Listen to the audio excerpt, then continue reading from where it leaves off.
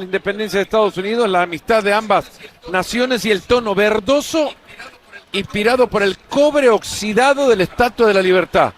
Me parece. Para haber estado en esa sesión creativa. Maravilloso, ¿no? Maravilloso. Estaba bueno el café esa noche que lo pedí. Esto tiene un punto extra.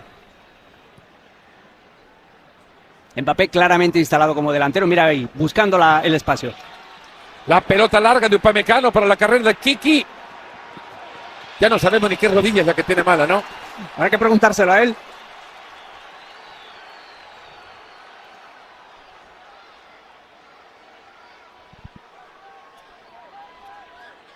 Segundo córner que tiene Francia y lo va a botar ahora Kylian Mbappé. Ya hablaremos del historial entre estas dos selecciones.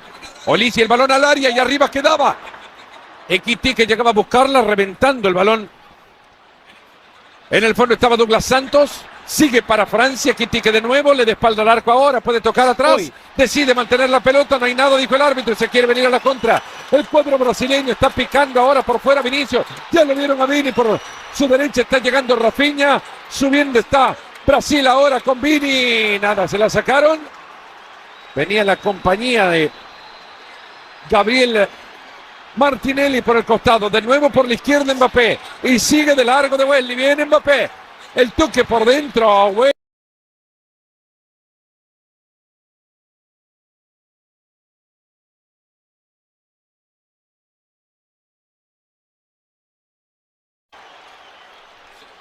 ¿Es una cuestión de diseño atacar a Wesley, el lateral de la Roma, o que Mbappé definitivamente se quiere quedar ahí? Son las dos cosas. Es poner a prueba a Wesley, que no sería Cafú precisamente, ni Jorginho.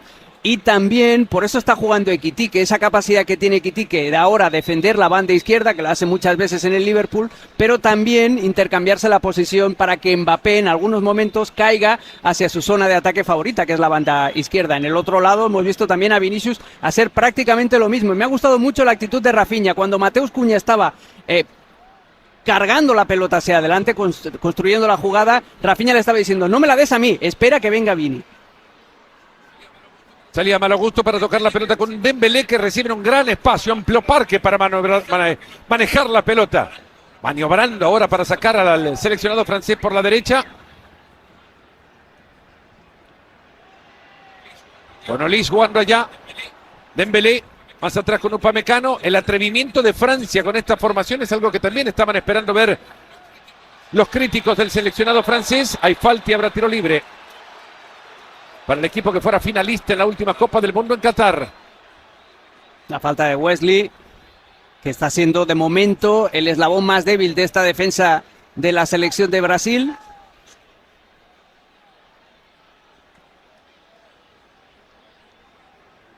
Y me encanta lo que dices el atrevimiento, la valentía de Didier Deschamps. Lo que hay que pedirle es que lo haga también en partidos competitivos. Charlaba con Vicente Lizarazu. Mito. Tremendo campeón del mundo, sí, que 98, lateral izquierdo buenísimo. Y eso es lo que preguntaba, ¿no? Siempre, esta formación es 4-2-3-1, pero cuando se vienen partidos grandes, luego saca un delantero y mete un mediocampista. Ese es el deseo de toda la vida. Olise, el segundo palo, y acaba metiendo el frentazo Malo Gusto, ¿no? Rabiot a la vuelta. Centro de Olise es buenísimo, el jugador del Bayern de Múnich es una incorporación entre comillas sensacional para la selección francesa respecto al último mundial, te da muchísimas variantes y mira, Carlo Ancelotti no lo acaba de ver claro.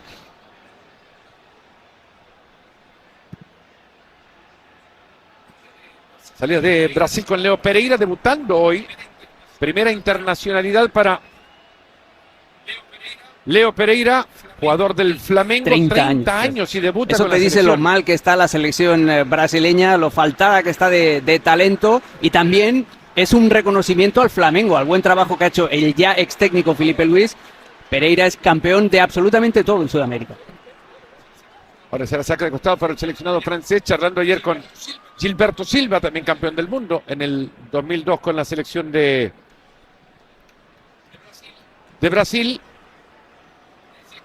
Me decía que la planificación no fue la correcta con el seleccionado brasileño en este tramo. 3 años y medio desde que terminara la Copa del Mundo. Tardaron mucho en buscar a un entrenador. Cada técnico que llegaba sabía que era interino porque quien quería el presidente anterior de la CBF era a Carlo Ancelotti. Insistió mucho por alguien que no le iban a dejar ir. Mira, Mbappé dejó ir la pelota y en la posesión ahora Casemiro para Brasil en corto.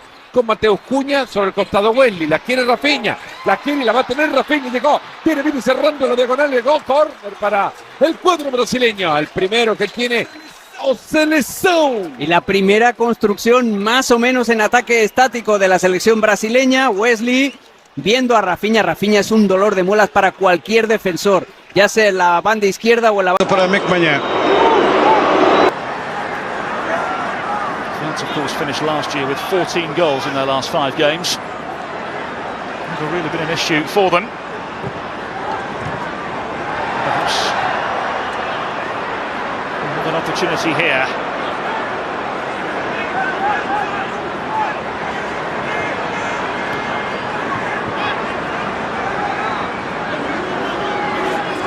Can they, could they, on this, another French foray. Rabiot.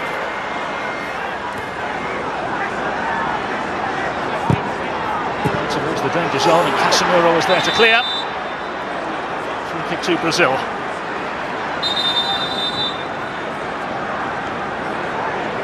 Carlo Ancelotti watching on.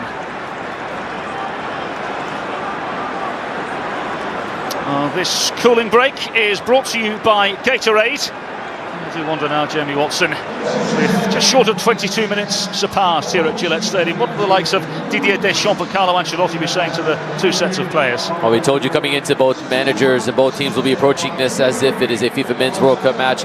Hence, there is a cooling break, which we will see this summer in the FIFA Men's World Cup. So now this gives both managers an opportunity to go and discuss. And right now for Brazil, the question is going to be how long can they be able to sit in deeply and defend, and how much further that makes those transitional breakouts become. And Brazil right now, it's bend, don't break against this France side that is becoming more and more patient, but also when they get into the final third, there is a sense of impatience. So Didier Deschamps will be saying to his side, keep the ball moving quickly, east to west, and wait for the moment when somebody from Brazil tries to predict where the next pass is and have a bit of unpredictability. Take an opportunity, go 1v1 when you get isolated into those wide areas quickly. That's how you can unlock this low block from Brazil.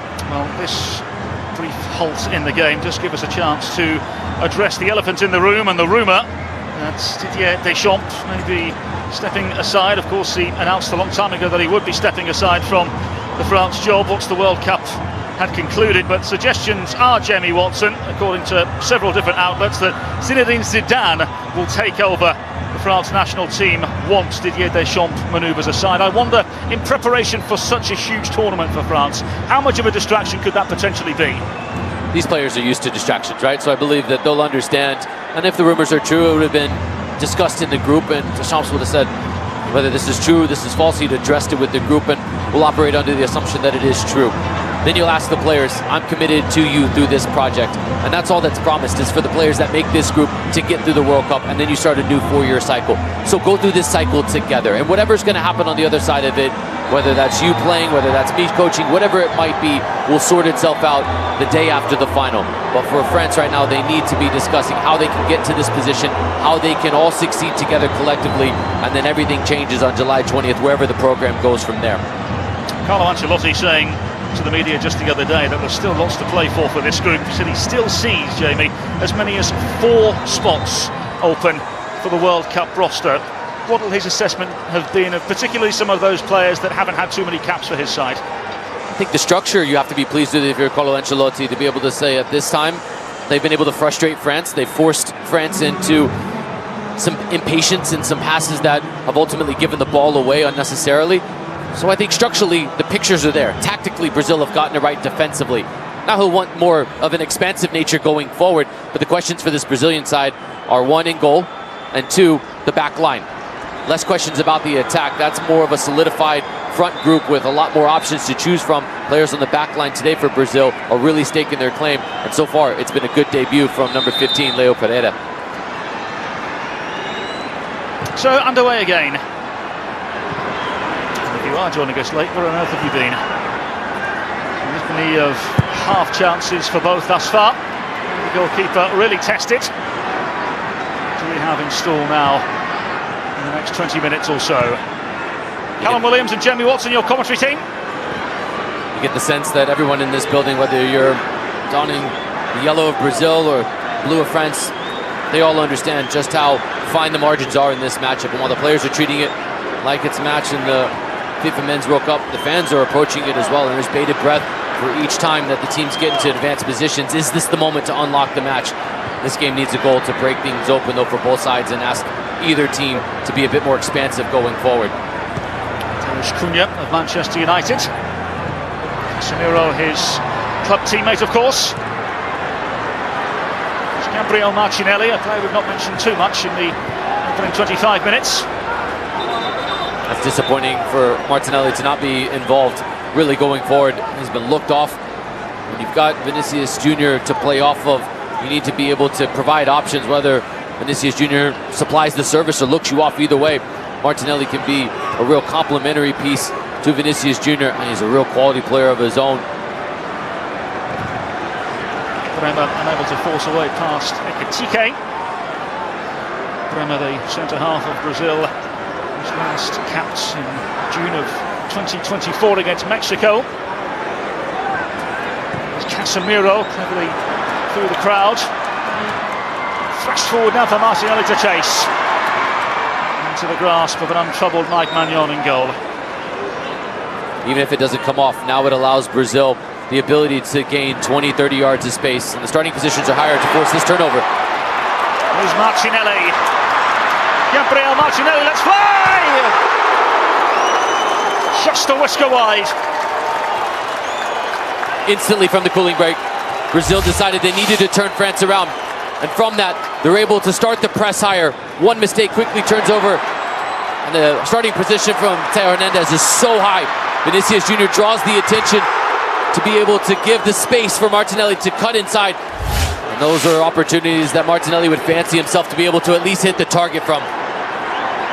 11 goals in all competitions this year for Arsenal. They very well want that one back. It's Brazil side that have scored 10 goals in the last 5 games, including a 5-0 win in Seoul against South Korea, of course. Now they have some defending to do. Chouameni on the ball.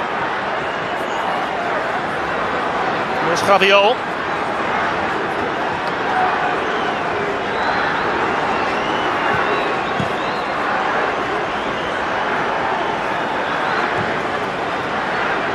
Theo Hernandez.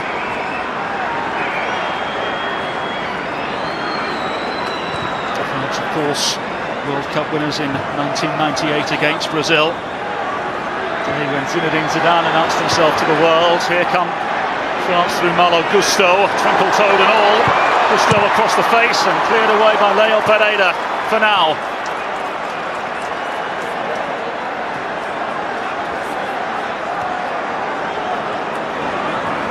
Elise. Just unable to wriggle through a whole host of Brazilian bodies. One of them, Mateus Cunha. Rafinha unable to gather. And here come France once more. It's a rather late challenge, isn't it?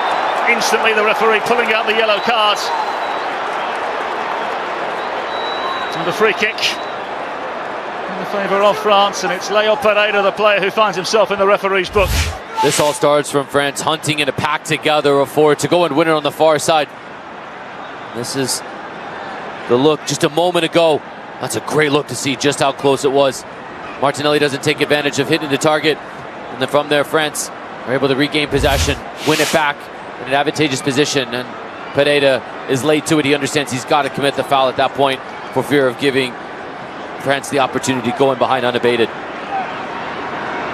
question is, will Michael Olise be able to take advantage of this? A whole host of France players awaiting the service. Olise with an inviting ball in, to be dealt with by Brazil for now. Gusto back into the path of Olise. Dembele. It's a lovely trip forward. Ekitike found something, and Brazil just about clearing the ball away to the right-hand side. The flag raised over on the far side, much to the relief of Brazil, I'm sure.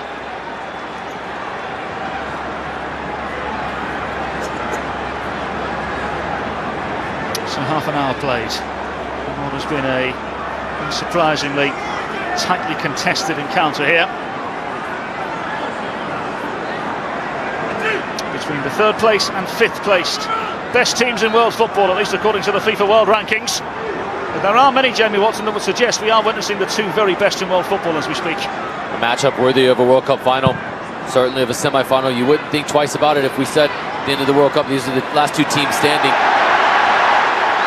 Fabio with a problem. Much to the dismay of the Brazilian fans here, a free kick in favour of France.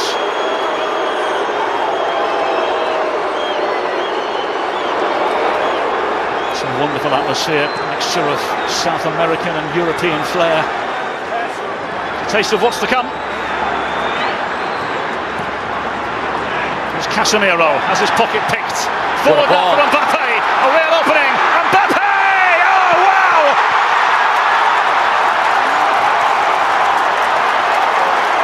One fabulous French foray. Kylian Mbappe within one of the all-time goal-scoring record and gives France the lead in Boston. Devastating breakout from France. Their ability to win it back. And then the beauty and the brilliance of the through ball. Perfectly weighted through for Mbappe.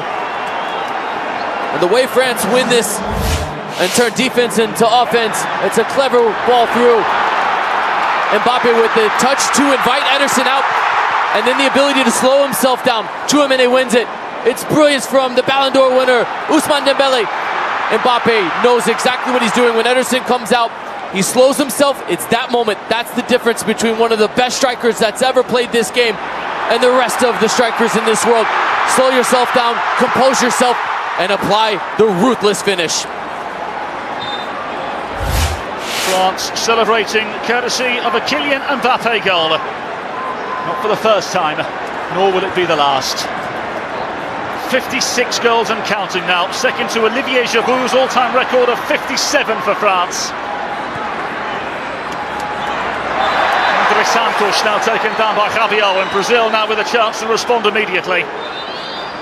This match is always going to be about moments and the turnover, the ruthless nature for Dembélé to split the two, left center back and the left back for Brazil with an inch perfect pass. This is the moment which Martinelli doesn't take it with the opportunity from the top of the 18. Mbappe does take it at the opportunity when he gets it at the other end, and now Brazil are really tasked to try to find an equalizer through a set piece. So Magnon, amongst a flurry of French players now expecting to be tested. Martinelli's ball in, it's a vital touch away from the head of Upamecano.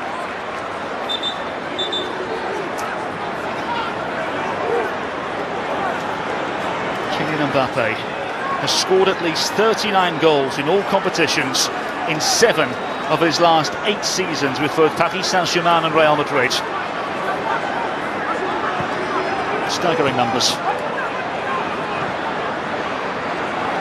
Now it's interesting to see the response over the next 5 minutes from both sides. Do Brazil take a few more risks? Do France know they've got their reward so they can invite Brazil to come out? Lovely combination. Olise, France off and running again. Kylian Mbappe and Hernandez dragged it well wide of the intended target. That's a rush of blood from Theo Hernandez. Understanding the build-up has been beautiful to get to that point. No need to rush it. There's an overload. It's a 3-on-2 on the near side. Hernandez just rushes the opportunity. He thinks the window is closing down faster than it truly is. He has Ekitike. He should have played on the near side. Theo Hernandez scored his 8th of the season in his last game for Al Hilal in the King's Cup. Now, perhaps with the chance to push forward again. This is smart. Watch the way in which Tchouaméni puts himself in between Rafinha and the ball. Tchouaméni is one of the most brilliant center midfielders. His ability to just have eyes in the back of his head and understand where the pressure is coming from, where it's not, how to go into that space, how to be able to bait you in to thinking you're going to get it and then win the foul. So now then, Vinicius Junior getting closer and closer to goal. Martinelli in support. Rafinha arriving as well. Falls to the cusp and lasts towards goal. And well wide of the left-hand post. Mateus Cunha, the most recent effort for Brazil. This is better from Brazil, understanding before France can get back and get set. If they can go quickly, the combination run was set off by Martinelli, and then it was accompanied by another attacker from Brazil. Allow Cunha the space to be able to just stop and let everybody run out of position. From 25 yards out, you're always going to encourage Mateus Cunha to have a go from that distance.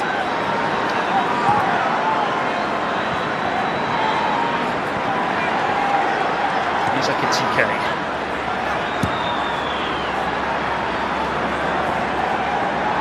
Chouameni.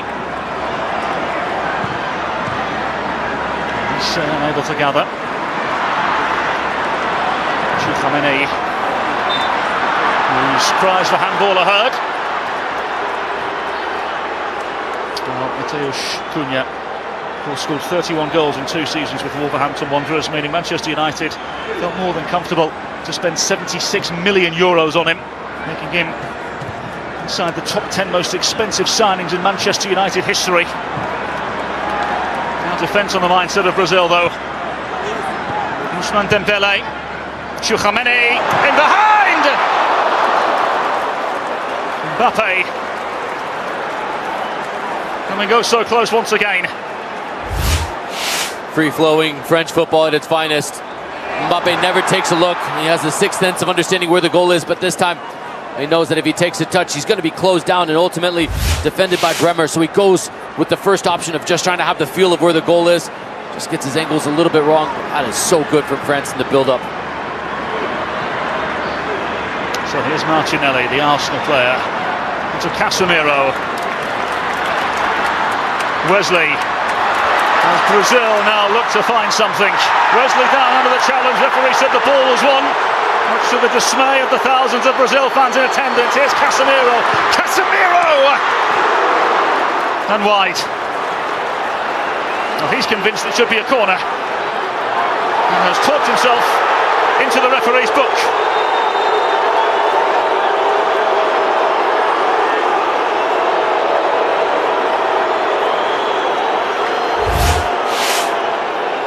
Casemiro does so well to win this back. As it goes by, it does look like there's a touch. There's also the play before where Wesley looks as though he's fouled. And in real time, it's a difficult one. It's a combination of not getting the call from the one with Wesley, and then he believed his shot was touched wide. Right now, the Brazilian captain needs to just be able to keep the collective mindset of the group, see this out, try and go and get the equalizer before half. He's found himself in fine fettle in recent weeks. 2 goals in his last 3 for Manchester United. Here he is on the ball again. Can Brazil find a way through here? Rafinha on the far side. Leo Pereira. Douglas Santos offering support on the far side. Bremer.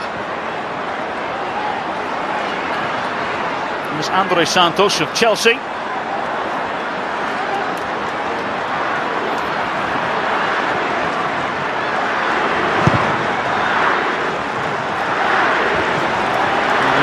By Konate, who's been relatively untroubled so far this afternoon.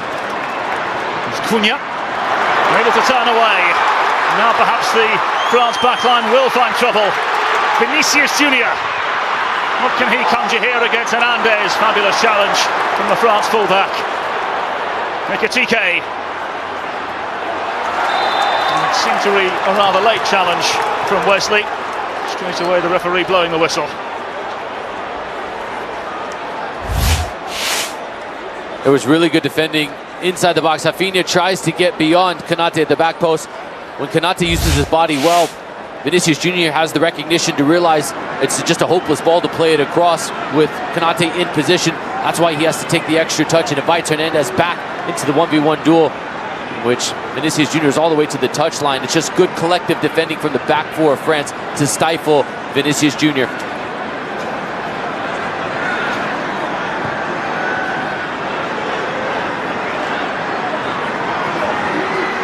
Upamecano. Just short of 40 caps. Puts the ball away and has some defending to do. It's a ball in behind for Cunha. Rabiot arriving in the nick of time for France.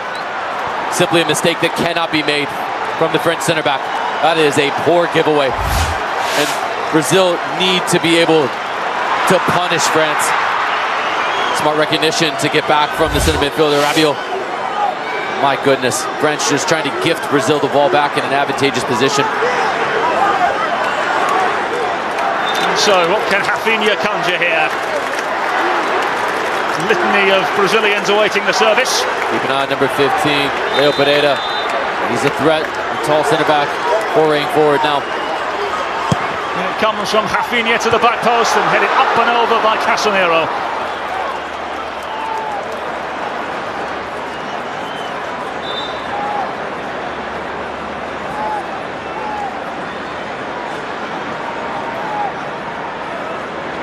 Well, Casemiro has been at the heart of just about everything that Brazil have offered thus far.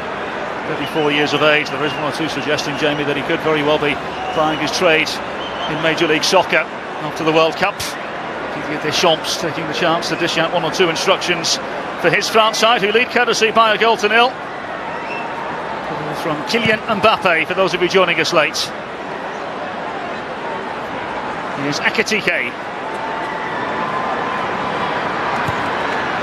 Hernandez happy to retreat and Magnon doing the rest. Mbappe offside. It's just a difference on the approach that both teams have, with Vinicius Jr. being one of the highest players for Brazil. Him going against Konate and Upamecano, it allows for next to no service to alleviate the pressure into the number 9 from a physical standpoint. Contrast that with Ekitike and Mbappe for France. France can skip out the midfield if there's too much pressure because they have the powerful center forwards to be able to hold the ball up. Brazil don't have that option. They have to attack the wide areas, and it just hasn't been a smart enough entry pass into the front runners from Brazil in this first half. Say around Casemiro. Casemiro had to let him go because he's on the booking. Malo Gusto. Dembele on the far flank. Dembele. Olise. In towards Kylian Mbappe. And if I'm Brazilian players, I am furious at Casemiro because of his inability to keep his mindset, and he gets the yellow card for arguing with the referee. Now he's got to let the entire play go. He cannot make the foul in the middle of the field or he'll get a second yellow. This whole attack happens, and everybody's scrambling because of that very moment. That's indiscipline from the captain. Cannot have that, and then it allows this breakout to happen, which you'd expect Mbappe to be able to test Ederson from that angle. And of course, Kylian Mbappe scored a hat-trick, you remember, in what was an enthralling 2022 World Cup final. The first player to do so since Jeff Hurst did it for England all the way back in 1966. Upamecano now. Able to find Mbappe this time. It's lovely football from Brazil. Cunha on the ball. Wesley now. Martinelli offering support. And in behind. Martinelli across. And the ball did go out of play. First time this afternoon we've seen a little up, back and through from Brazil. Ball played in, set back, the runner through from the midfield. Carlo Ancelotti will be asking his midfielders to present that as an option more often than not in the second half. We haven't seen it nearly enough. Brazil really truly are a threat when they get multiple players running in behind, just not the usual suspects of Vini or Rafinha alone.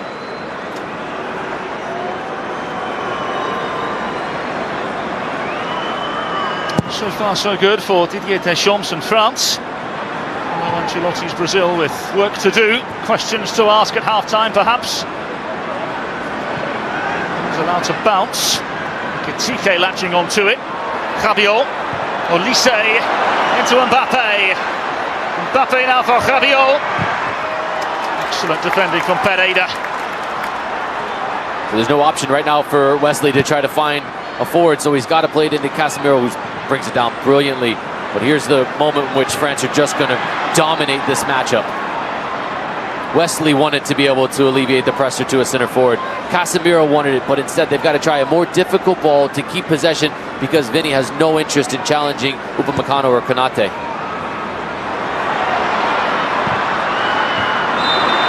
Hopefully he does blow the whistle in favour of Brazil.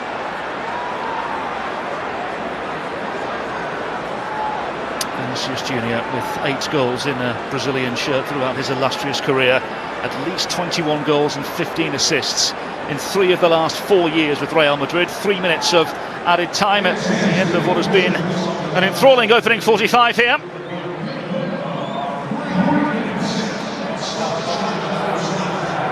And one would assume we will see a handful of changes at half-time. Cunha. Theo Hernandez into the path of the goal scorer Mbappe. Stopped on his tracks by Martinelli and Wesley. Theo Hernandez with the challenge deemed too aggressive.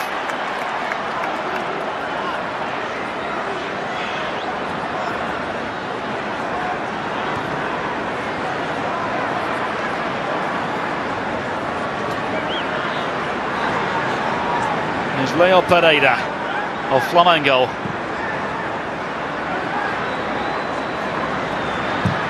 Casemiro flashing forwards. Magnon takes over a moment of uncertainty. Pereira at the opposing end. Here's Dembele. Going to France, much to the dismay of those in Brazilian shirts. Those 5-time world champions Brazil. Last of those came in 2002 under Felipe Scolari. A side littered with world-class talent. Roberto Carlos, Rivaldo, Ronaldinho, the original Ronaldo R9 as he's known. Here's Vinicius Junior. I said just the other day that 2002 side, the team that inspired him so much. I imagine he was the only one. France unable to wriggle through. Giving themselves a free kick though.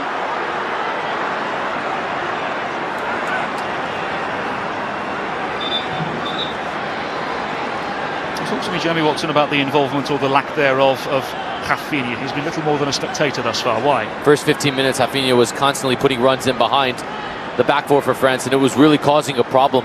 It was creating gaps. Brazil were picking up some of the second balls, but the more Rafinha has joined the rest of Martinelli and Cunha and Vinny Jr. looking to come back and play in front of the back four, the easier that's made the game for France. The back four for France have kept it in front of them, and that is delightful if you're a defender to play with everything in front of you. Rafinha needs to just have the willingness to continue to run, either get himself in behind, win a set piece, win a throw-in, or allow his midfield to then join in and pick up a second ball.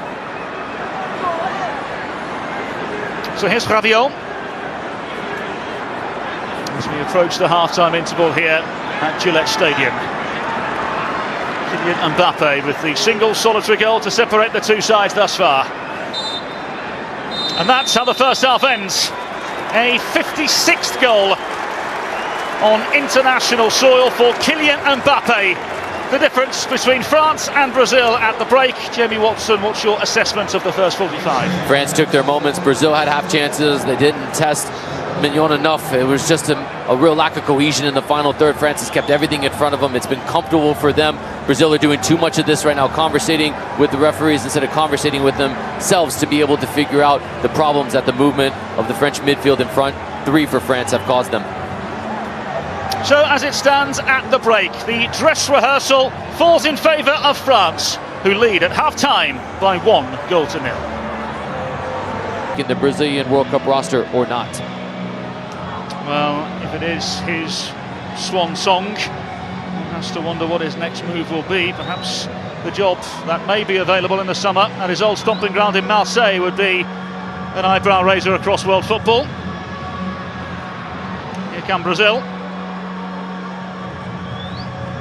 Just the single solitary change, as you mentioned. Rafinha out, Luis Enrique has come in. One has to wonder how that will change how Brazil look and feel in this second half. Safe to say there's been an element of frustration, no doubt about it. How do they get the likes of Gabriel Martinelli and Matheus Cunha involved more, Jamie?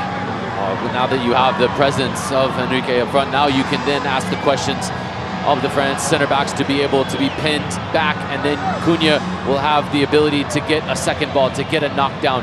And if he does, then you start to operate running towards goal with the likes of Vinicius Jr. on one side, Martinelli on the other. It just gives you a different dynamic, a focal point to play into, alleviate pressure, and then build off of.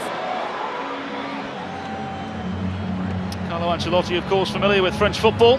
Ligue 1 winner with Paris Saint-Germain in the 2013 campaign, delivered a title to Paris for the first time since 1994. Six-time UEFA Champions League winner.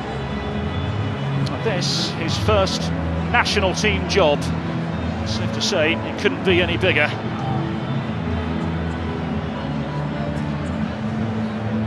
Training sessions in Orlando have been so important for the group, he said. Did insinuate, though, they've just not had enough time to perhaps execute in the manner in which he wants. But nevertheless, now a rolling of the dice. Rafinha out. Luis Enrique of Zenit St. Petersburg into the fray.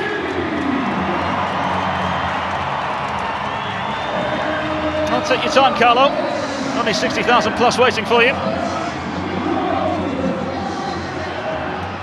And so, the road to 2026 continues here at Gillette Stadium. A single solitary goal from Kylian Mbappe, the difference between the two sides thus far. Callum Williams alongside former US Youth International Jamie Watson, your commentary team.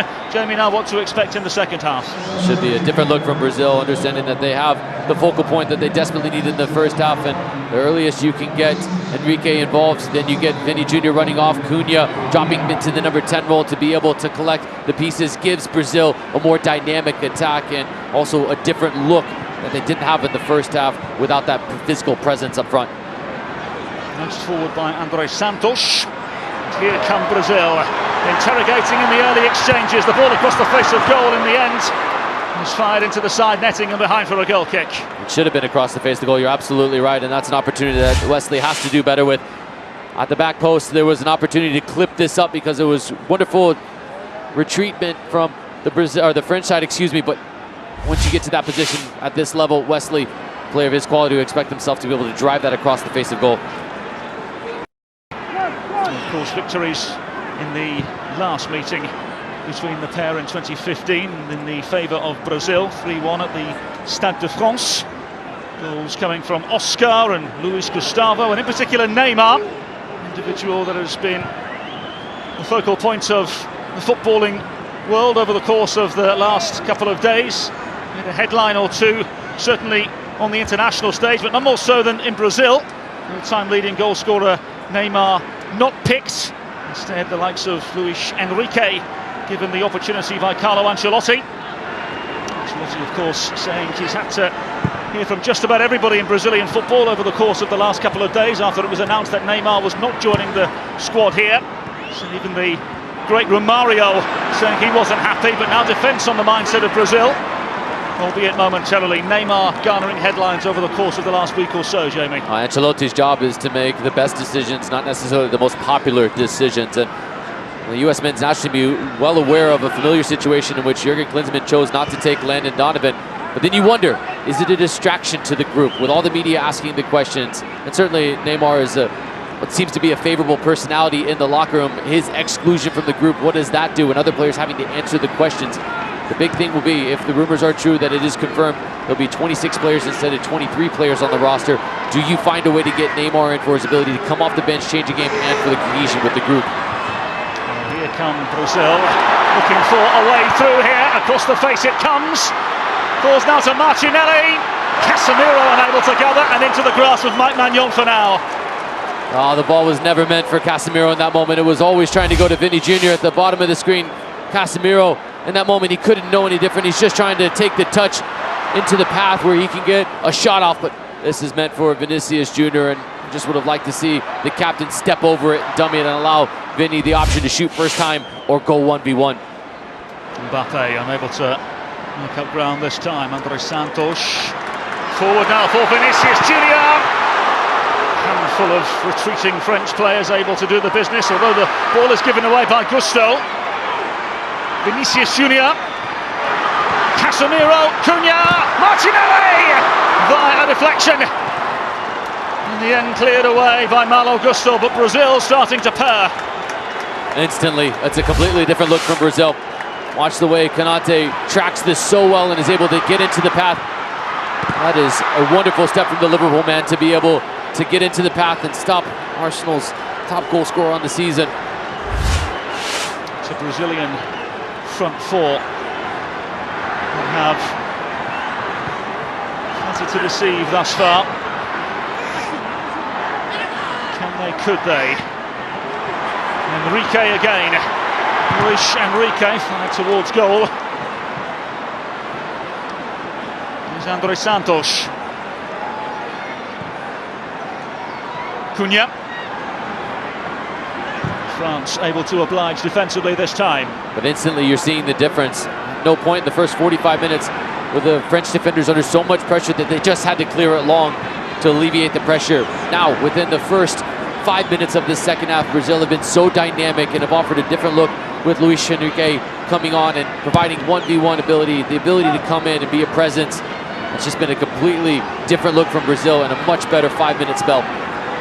Here's Casemiro. Never so well to find Luis Enrique again. Here is the Zenit St. Petersburg man. Enrique forces the first real save from Magnon, and now Vinicius Junior. Casemiro and over. Brazil have life. It's been Enrique that's come off the bench and provided CPR to this Brazilian attack. He's just asking real questions. Now you're asking Upamecano to step up, and now everybody's at 6s and 7s defending to try to come forward. And it's last-ditch defending. Wonderful save from Magnon, but he gives up a rebound in a position that causes a threat. Casemiro flat-footed with his effort. He's got to do better from that distance to either get it on target or keep possession at the top of the 18. No goal in the last 6 for Zenit St. Petersburg for Luis Enrique. Doesn't look like a player that scored no goal in 6. It looks like a player that wants to stake his claim to be on the roster for the FIFA Men's World Cup, as this is the last window for Carlo Ancelotti to make his vital, crucial decisions, some life-changing, career-changing decisions for some of these players. Here's Gusto. For me, I don't have a problem. Here's Canate, centre-half from Liverpool. Misguided clearance. That's perhaps the polite way to describe it. Looks like you trying to play a long ball. No comment.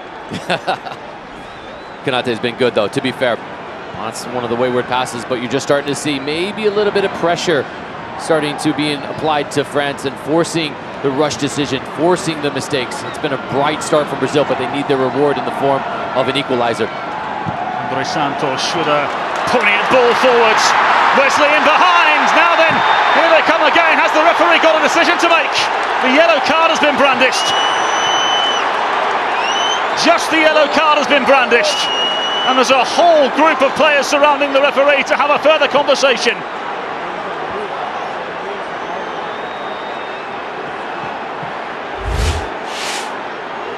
What a wonderful ball through, and it's such a smart touch from Wesley to go across the face of Upamecano.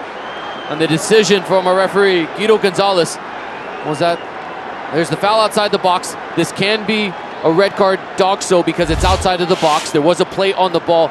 If this would have been in the penalty box, this would have been just a penalty, just a yellow. But in this situation, because it's outside of the box, this decision can be made to send him off. And ultimately, Guido Gonzalez opts to go with the more conservative approach to the challenge and give Upamecano just a yellow card. But let me ask you this, Jamie Watson, and let me play devil's advocate here. Because in your day as a flying winger, surely you would be beyond frustrated that that is only a yellow card. Without a doubt, and it was it's the right decision from Wesley. Keep in mind, there is video assistant referees to this match, so this is being taken a look at, and you've got to find a look that is a clear and obvious error. And to that point, Guido Gonzalez is being sent to the monitor.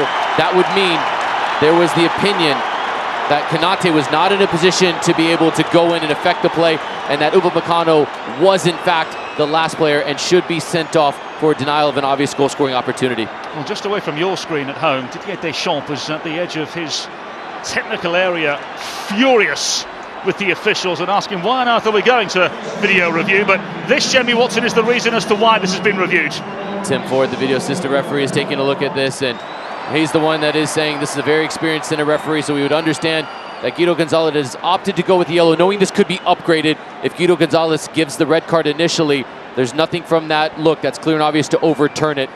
And knowing that there is the safety blanket, the security blanket of VAR, that's why Guido Gonzalez goes with the yellow. So here's what the referee has to say.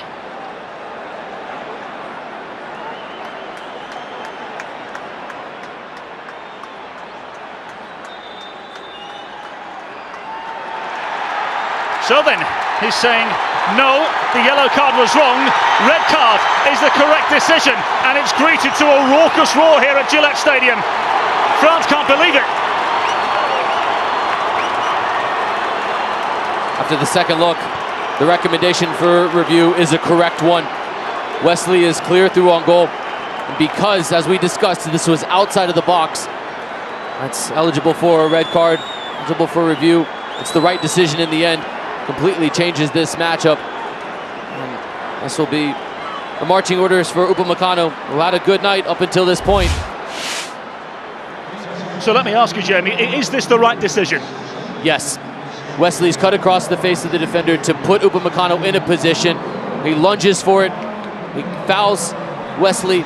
He's the last defender. Konate is not going to get to a position, I believe, before an effort towards goal. So that denial of an obvious goal-scoring opportunity is the right decision, and good on the referees. Tim Ford, the video assistant referee, to communicate and recommend a review to Guido Gonzalez. Well, they want to replicate the real thing as much as possible. And it does seem as though Maxence Lacroix will be coming on for what will be a France debut.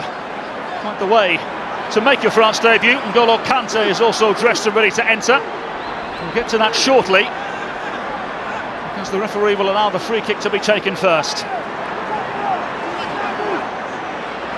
Here's a case of pick your poison. Will it be the boot of Leo Pereira or the rights of Martinelli? Martinelli with the skill. Pereira can strike it with some venom from this distance. It is Pereira! Gathered well by Magnon in goal.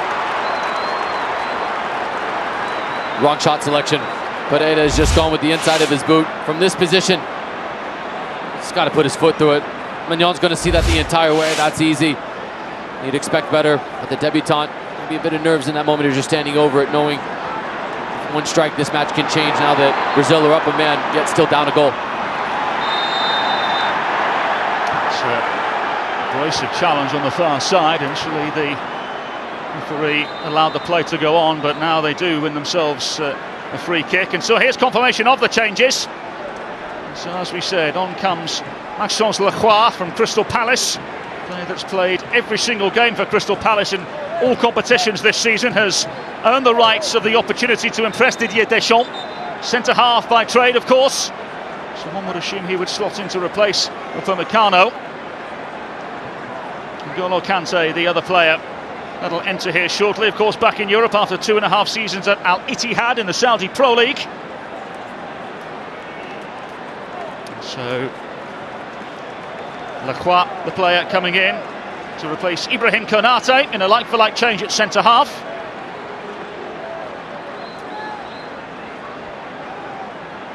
Moments of confusion now from the France players. Chouameni not entirely sure what's going on, but it will be Ousmane Dembele, by the looks of things, to make way. The Paris Saint-Germain player has run his race for this afternoon.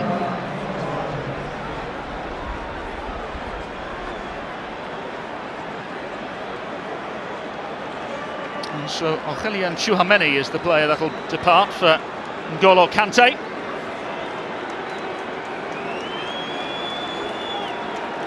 So N'Golo Kante in for Tchouameni, and Maxence Lacroix in for Ousmane Dembele. More tactical shifts now. You get Kante, who can sit in front, and Lacroix as well, that can go and help show up the back line. This will be a real test of adversity. A 4-4-1 for France now with Mbappe up top, and you still have Elise who can join in Ekitike on the other side, so you still have the option of this transforming from a 4-4-1 defensively to a 4-2-3 if necessary in the attack.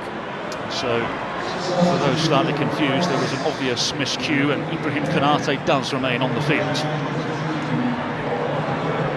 So, welcome to international football. Maxence Lacroix. Here's Casemiro. France down to 10 men.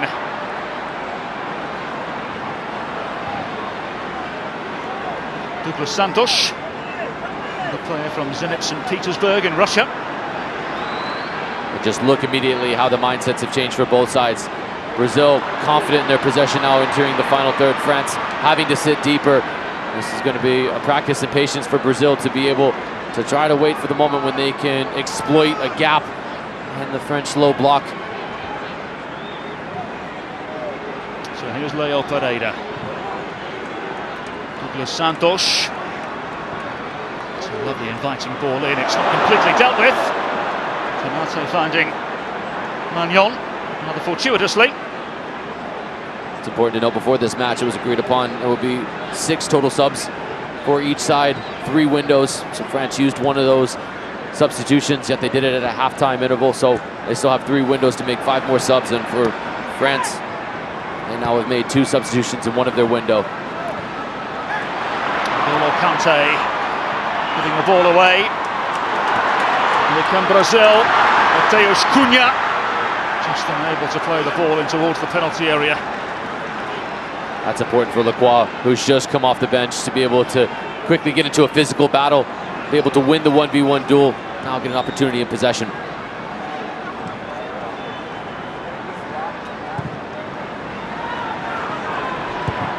Pereira from a nonsense type clearance. Gusto cushioning into the path of Olise. And here's Magnon. To almost invite the challenge from Vinicius Junior. And of course, at the bottom of your screen, Brazil are set to make a change. João Pedro of Chelsea is set to enter shortly. We're told for Gabriel Martinelli.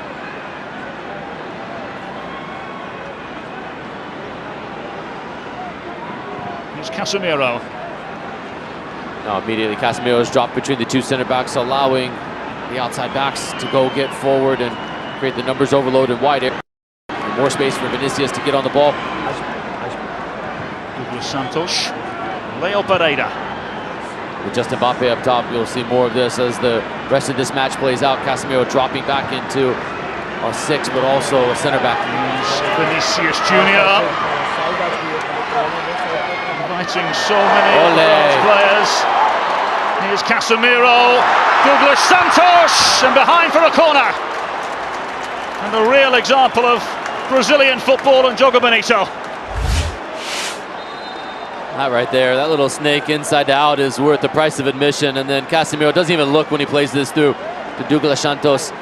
Wonderful recovery though from Malo Gusto. Sells out on the block to be able to deny the ball played across the top of the 6. So as Casemiro waits, Martinelli departs early.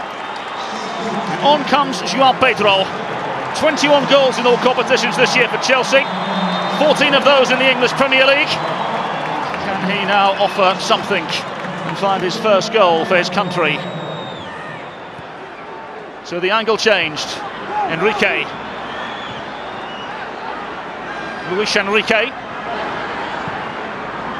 Santos. Still a 3v2 on the near side. Luis Enrique pushed to one side by Kylian Mbappe on defensive duties. Gives the ball away though. Can Brazil pounce and capitalise? Not on this occasion.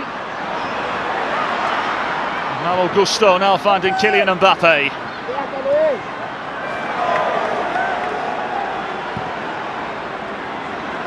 Here's Lacroix in his France debut. Rabiot. Ekitike.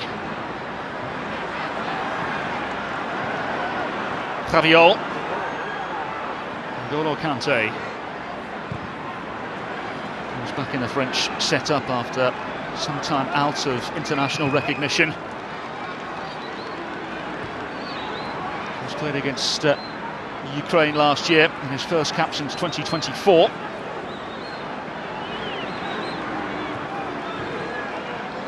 Brazil now have shifted to a 4-3-3. Vinny Jr. is still the focal point of the attack, and I'd like to see him be able to come out wide to get isolated with João Pedro as the point of the front 3. Just causes some real physical concerns of Vinny Jr. going against Konate, against Lacroix. It's been a real point of emphasis for France to win the ball back time and time again. Brazil haven't learned yet with their tactical changes. Here come 10-man France. Olise with the ball at feet. Ekitike!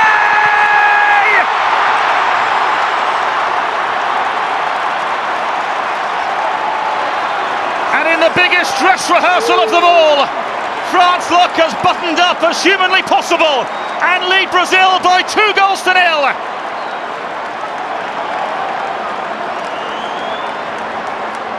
Free-flowing French football at its finest.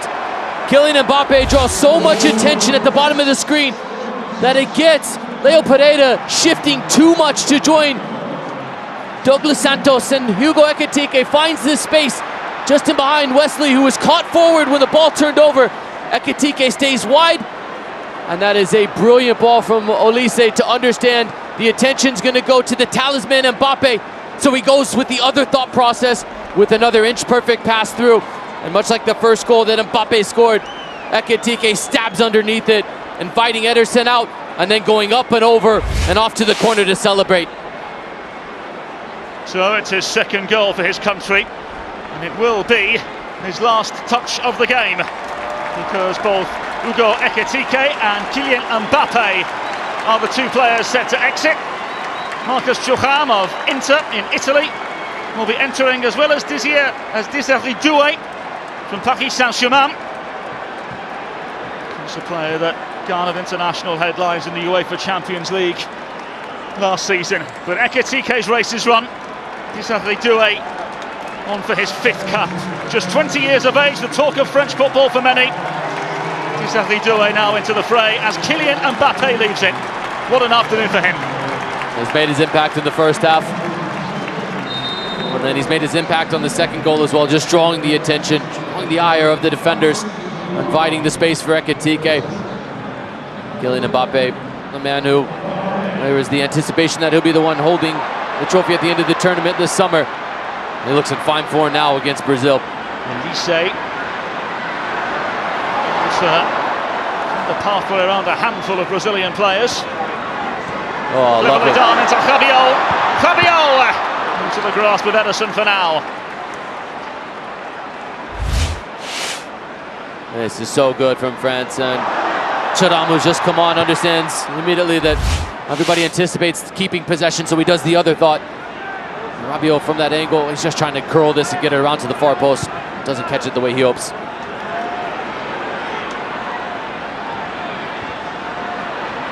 Olise. Here's Pereira. So 2 goals from Kylian Mbappe and Hugo Ekitike. The difference between the two sides, for those of you joining us late. Here's Casemiro of Manchester United. Vinicius Jr. of Real Madrid. Stars are out and ready to shine here in Foxborough, Massachusetts. The road to 26 continues. Santos into the wide areas. Do Brazil have something up their sleeve now? Pereira. Douglas Santos.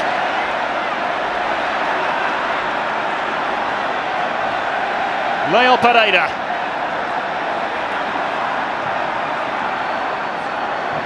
On the edge of the penalty area is João Pedro, unable to wriggle away. Fabio. 3 against 3. Thuram. Olise.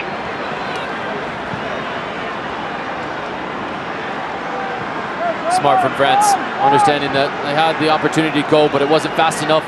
Now you keep possession, you get some rest with the ball. It's poor from Hernandez.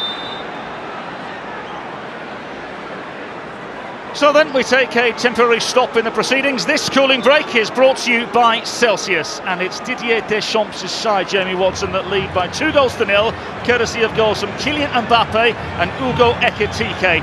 Fabulous French flowing football, as you quite rightly suggested. They look very, very good. Incredible discipline from France. After they go down to 10 players, it's a goal within 10 minutes, and it's fantastic from France. But it's really been Kylian Mbappe who He's been the man that's changed everything in this match. He's run his race now.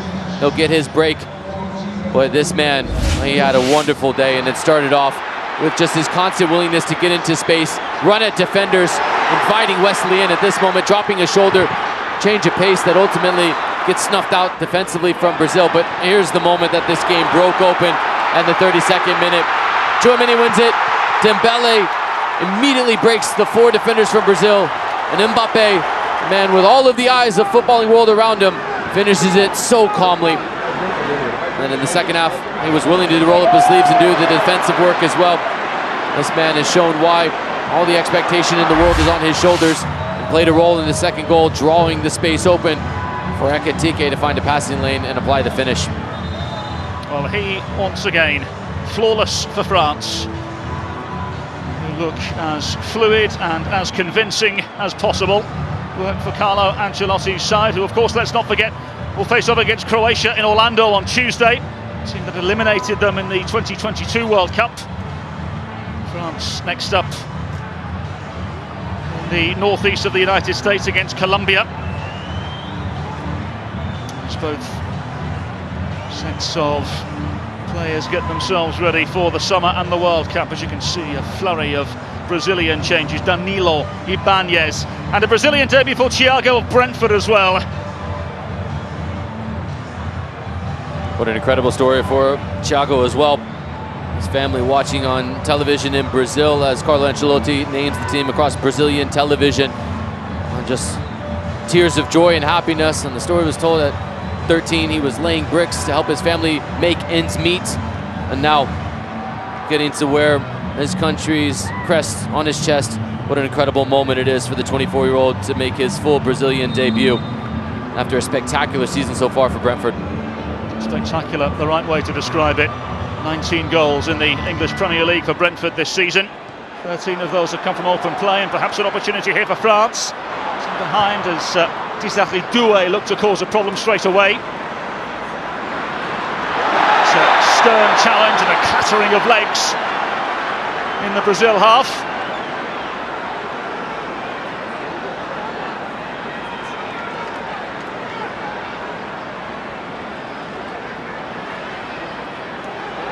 Yellow card brandished out to Konate. Konate late to the step, and it's the right decision. Konate has come through, he stepped, and it's the colliding of legs, not the bottom of the boot, coming onto the leg of João Pedro, the difference in it being just a yellow.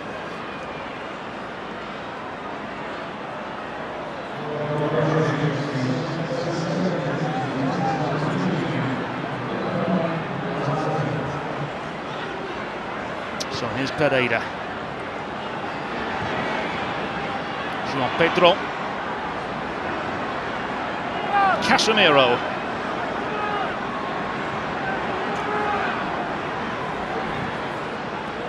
Into the wide areas they go for Vinicius Junior. Can he help them pave the pathway into the contest? Vinicius Junior, full of ideas as always. Mike Magnon able to gather. It's been a frustrating afternoon for Vinicius Junior. Has been obviously the player that has had the most attention from the French defenders. Vinicius has just been unable to find himself in positions where he can really go 1v1. There's always been a second French defender that's shaded over to provide extra defensive support.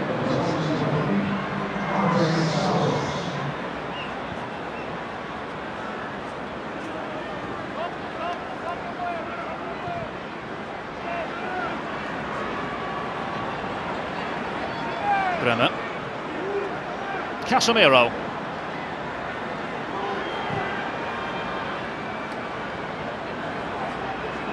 Vinicius Junior able to force a way through this time. Here's Leo Pereira. Santos.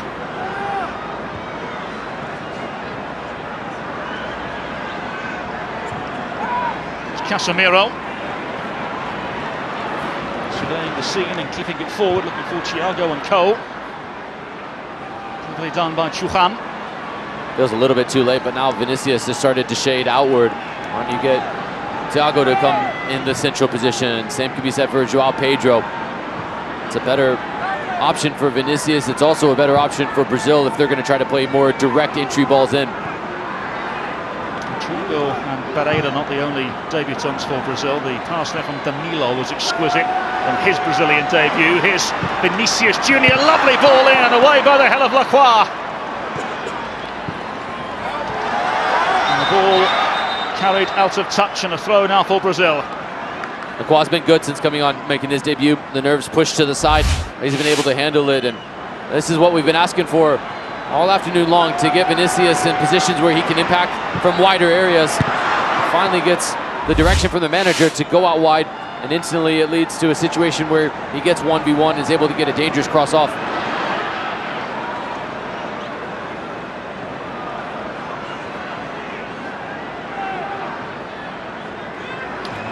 With no goal in the last 8 in all competitions, formerly at Borussia Mönchengladbach, of course a Champions League finalist with Inter.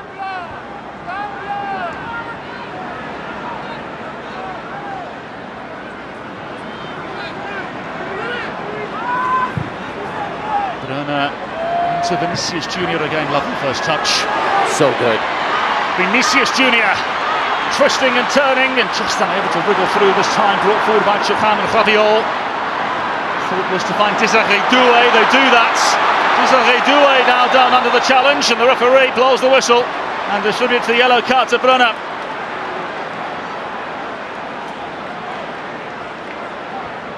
It's a challenge that had to be made from Brunner. As soon as this breakout happens, Banez leaves it short.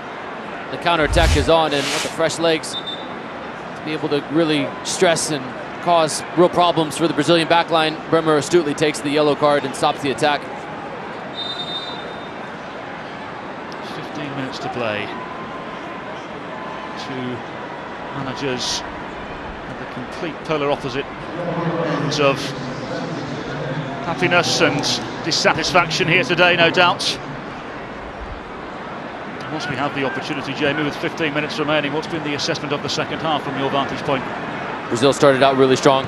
They did really, really well, and they forced them to a position to go up a man with the sending off of Upamecano. But with that, it has to be said, I don't feel as though Carlo Ancelotti has got it completely right with the decision to put Vinicius as the center forward for a vast majority of this match, roughly 70 minutes or so of this, going against Kanate and Upamecano while he was on the pitch. I feel as though when there was a change made, it should have been to get Vinicius wider and isolated. It hasn't happened until late on, and instantly his teammates are starting to find him more and more. I think tactically it was a late change, and it was a misjudgment from Ancelotti to not make that substitution sooner.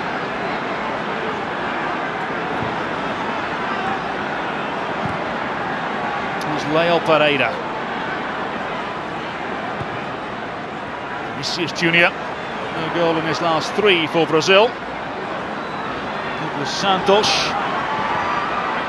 Vinicius Junior still with the ball at feet, and a miscue from him. Casemiro. Can Brazil find a way back into the contest here? It's opened up for Casemiro. João Pedro unable to gather, but it will be a free kick to Brazil. This is good from referee Guido Gonzalez. He was waiting to see if there was going to be any advantage. Nothing came of it for Brazil, so he goes back to the...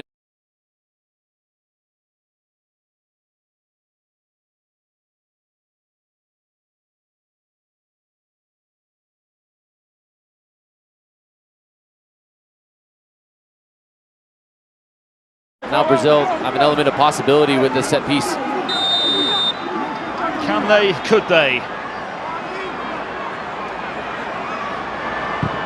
Lovely ball, just the face of goal, back from whence it came. Still not cleared away, and it's in!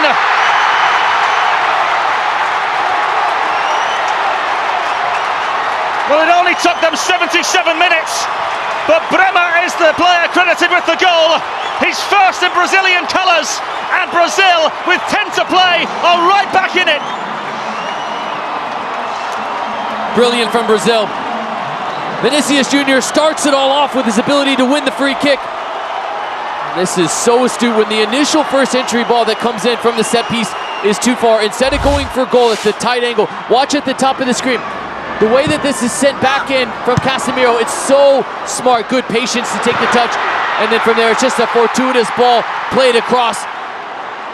This is smart to be able to understand from Enrique, the halftime substitute. It's a difficult angle to shoot from, so to play this back across is the best possibility for Brazil. And ultimately, they find the foot of Bremer, and they find a lifeline back into this match. So Bremer off the mark on the international stage. And what is just his 6th cap for Brazil, looking to make his mark in front of Carlo Ancelotti. Boy, has he done that. And as we were taking a look at the replay, once again Fabio was mauled to the ground by the Brazilian defender Ibanez.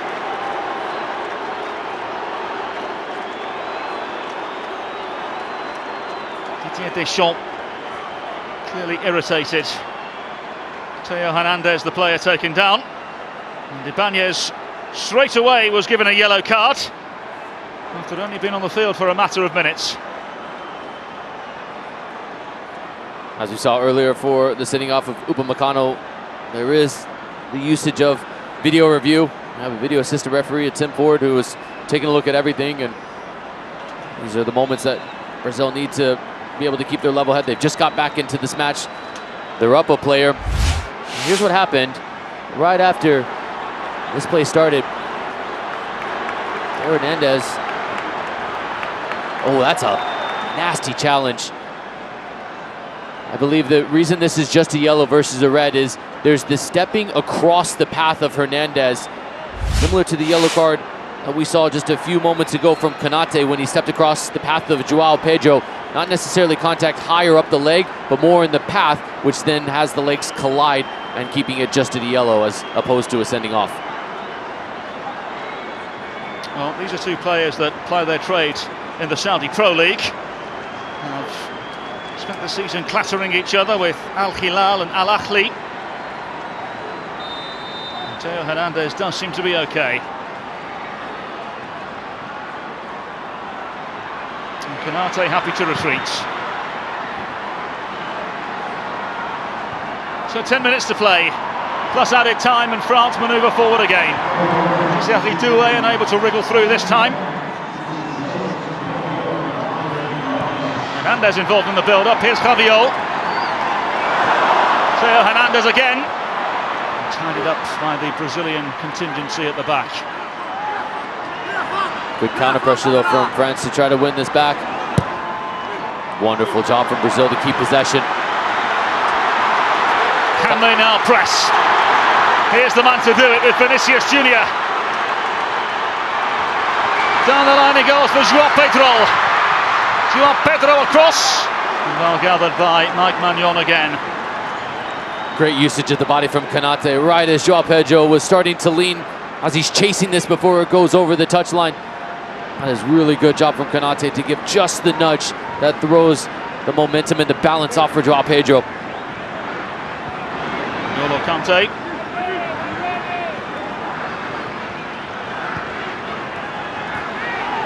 Lise.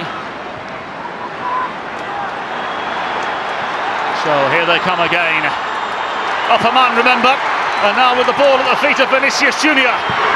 Vinicius Junior across, Konate there to intervene, and behind for another corner to Brazil. The moment Vinicius went to a wider position, everything changed from the Brazilian attack. Nobody wearing yellow inside the Gillette Stadium has sat down since this match has gone to 2-1. There's a real sense of belief finally for this Brazilian side. So then, in front of a raucous crowd here. Danilo over the ball. Brazilian debutante.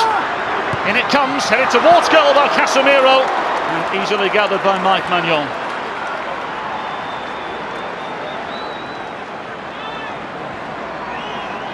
He slightly put a foot wrong when called upon once again, the AC Milan goalkeeper.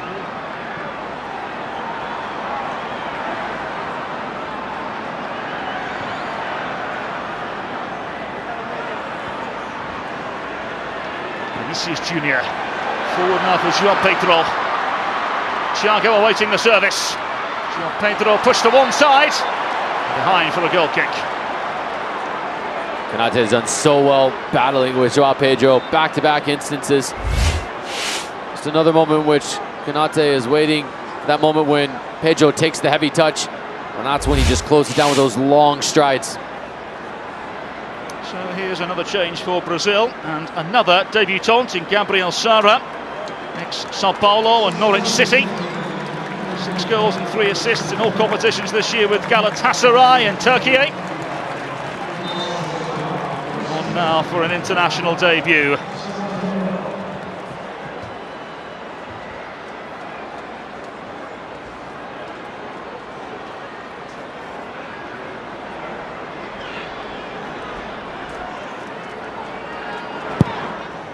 Vinicius Junior now donning the captain's armband for Brazil.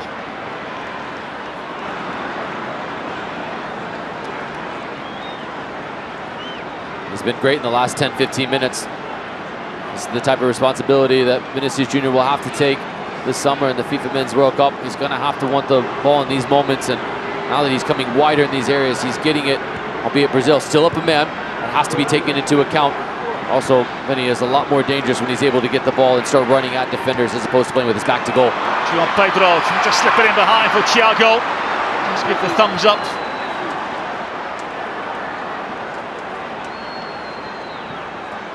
Joao Pedro, of course, centre stage for Chelsea this season. 21 goals in all competitions. 30 goals in 2 seasons at Brighton and Hove Albion before Chelsea paid a bucket load of money for him.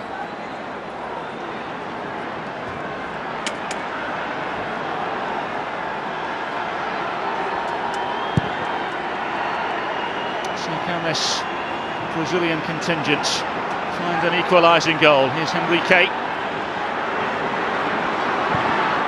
Bremer. Away by Lacroix. Into Rabiot. And Desiré Doué now.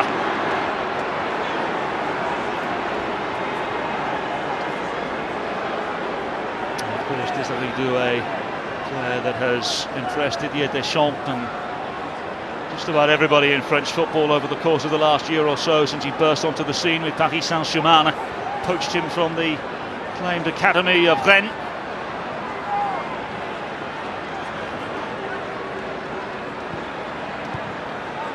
This is an important final 4 minutes plus stoppage time for both sides. It'll give Brazil belief if they can come back into this match after going down 2 goals to one of the best teams in the world. Also for France, if they can see this out knowing they went down to 10 and still were able to get a goal back and then grind out a result. It's Vinicius Junior interrogating again. Across the face it goes. Did creep out of play. These are just the moments you cannot replicate in training if you're either manager. You've just got to get into this position and have the adversity. And for Ancelotti, I'll be looking to decide he's thrown as attacking of a lineup as he possibly could.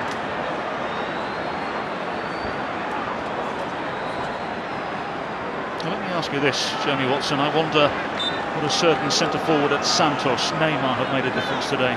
In these moments, especially as France have gone down to 10, you put Vinny on one side, you put Neymar on the other, and you start to say it really stretches France out east to west, and it allows more space for runs centrally through. Perhaps Thiago can make a difference. Referee might have a decision to make. He says no, not even a foul. No, that's not the right decision. There's absolutely a foul. You've got to wait another 10 more minutes to change jerseys and to ask to pull the jersey off of your opponent. That right there is absolutely a foul that should have been called. Here's Thuram. N'Golo Kante.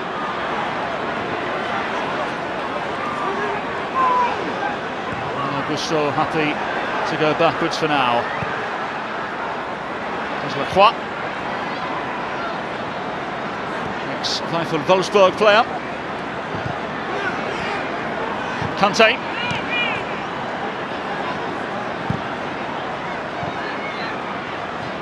Rabiot. Good Lacroix. patience from France. Good.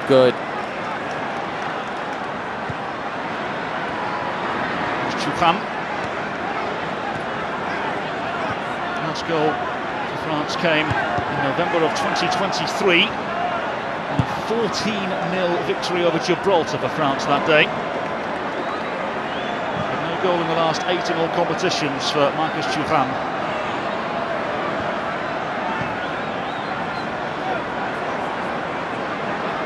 Desiré Doué,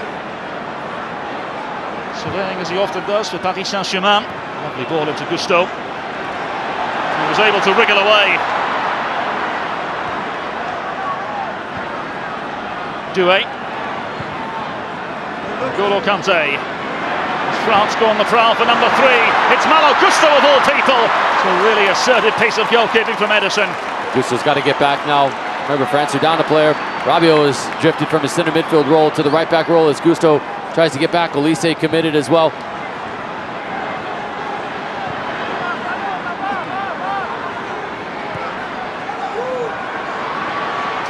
Vinicius Junior finds a way. Rabiot in support.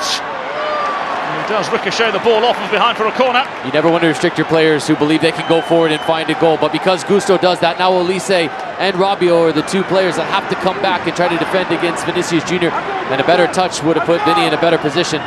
Gabriel Sara with the ball in. It went up, it's not completely dealt with. Actually scrambled towards the edge, and Doué now into Olise. Here come Brazil again. Luis Enrique. Enrique across the face and lashed towards goal by Bremer. Eyebrow raising opportunity for Brazil, and they failed to take it. That's the right position, but just the wrong player. This falls to the center back, and he strikes it like a center back would. He does the hard part to break free, but from that he's got it, the target. What he's trying to do is generate extra power, and he doesn't need to. There's power from the cross. Bremer just needs to get the connection right, and just needs to make sure he catches it cleanly as opposed to trying to strike it with venom. So 2 changes for France in the dying embers of the game. Michael Olise has departed the field. Magnus Akliouche of Monaco has come on. Malo Gusto has departed, and Pierre Calulu of Juventus now enters the fray for what is just his second appearance for France. But Magnus Akliouche, a player that is very highly thought of in French football, scored a goal against Lyon alongside US international Fuller Balogun over the weekend. A monstrous victory for Monaco in the race for the Champions League in Ligue 1. Of course, scored in his last cap in the 3-1 victory over Azerbaijan.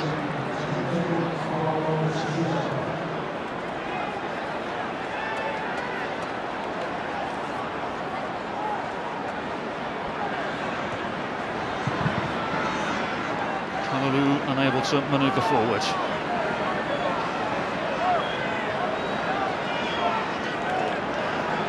Hughes wants the ball. Calulu down the line. Over the head of Sara for now, and Santos does the rest for Brazil. Noticed we're 2 minutes into an additional 7 here at Gillette Stadium. Can Brazil find an equaliser? Luis Enrique and Vinicius Junior not on the same wavelength when it really mattered. Good glimpse of the difference, being able to have the physical presence and then break off of that. So the Lowe's home improvement hardest worker of the match, unsurprisingly, Jamie Watson, is Kylian Mbappe. Mbappe in the 32nd minute with a brilliant first touch to invite Ederson out. The receiving end of an inch-perfect through ball from Ousmane Dembele, and that's a world-class finish from a world-class player. Now then, here's Vinicius Junior, passes behind Thiago, who was offside anyway.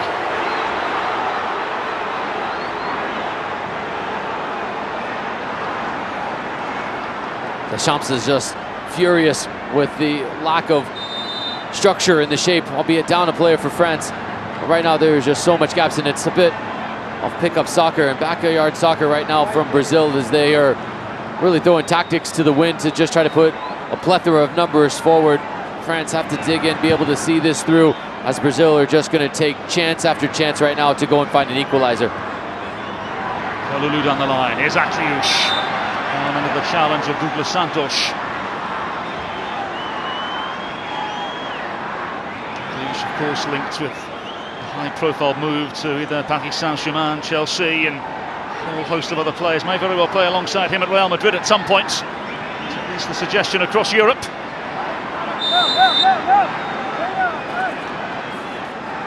Here is Akliouche on the ball. 3 goals and an assist in the last 5 in all competitions. Calulu was booked as the ball finds itself in towards the penalty area. Decision in favour of Brazil.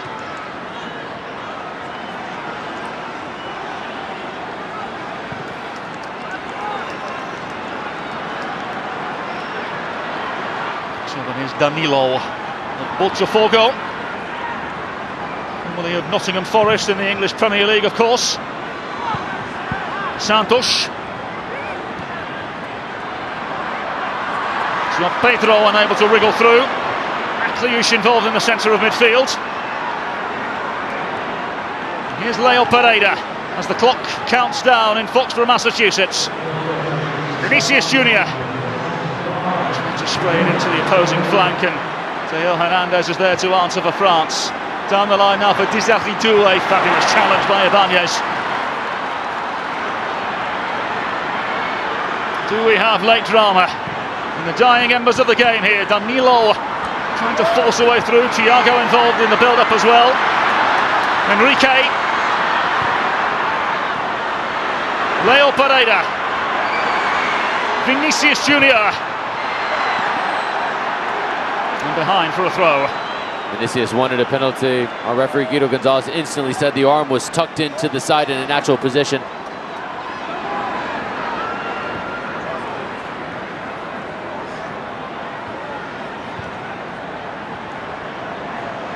Bremer. Danilo.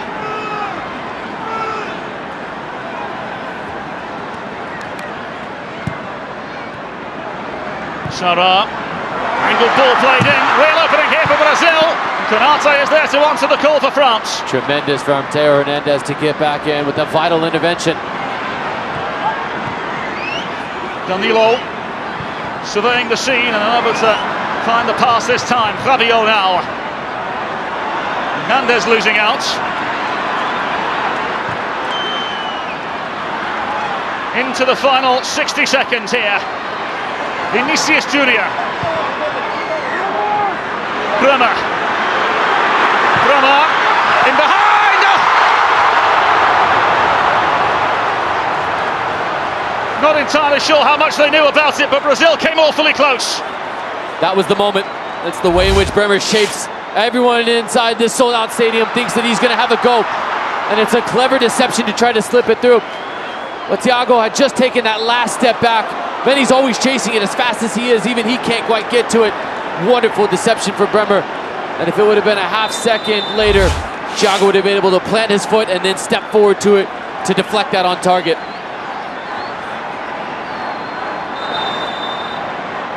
Magnon booked now for time wasting.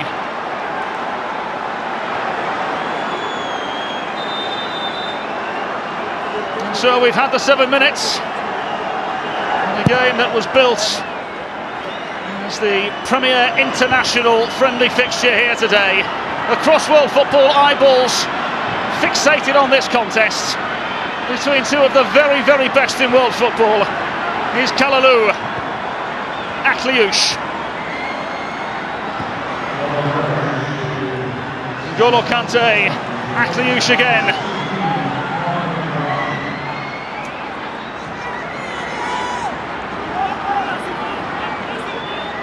Akliouche twisting and turning and losing out. João Pedro, perhaps one more chance. Really, really good challenge from N'Golo Kante. But here come Brazil through Danilo. Dizarritou on defensive duties for France. Incredible commitment from France. First from N'Golo Kante, then from Doué. That's the type of dedication you're going to have to see a result out. It's the kind of dedication and the kind of challenge that wins you a massive football match. Yes, it's only a friendly, but this game meant so much to Didier Deschamps, to Carlo Ancelotti, and those in the audition period here ahead of the FIFA Men's World Cup. Ultimately, goals from Kylian Mbappe and Hugo Ekitike were enough for France to find victory despite Bremer answering the call for Brazil. Final score here from a sold out Foxborough, Massachusetts Gillette Stadium. Brazil 1, France 2.